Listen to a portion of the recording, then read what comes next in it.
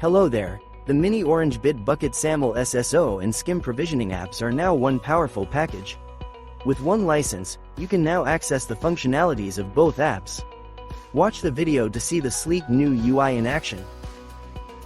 After completing the installation process and clicking on Configure, you'll be redirected to the app's landing page, which looks like this in the old UI.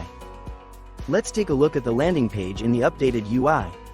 You'll notice a new SCIM app section added just below the configured SAML IdPs section.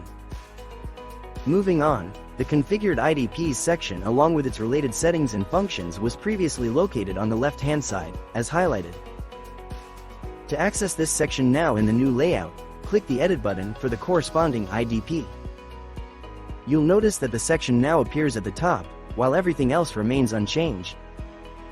Previously, all SSO settings appeared directly beneath the configured IdPs section.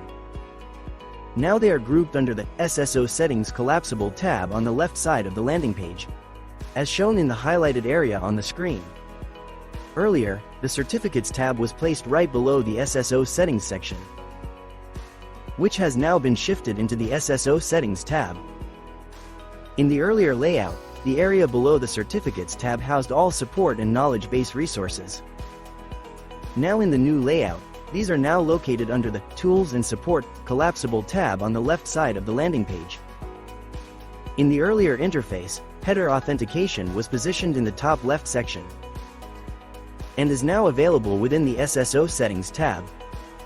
In the earlier interface, Git Authentication was positioned in the top left section.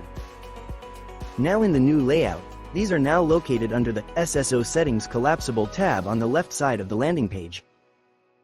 For full setup steps or assistance with configuring the plugin and its features, please check out our updated guide. Thank you.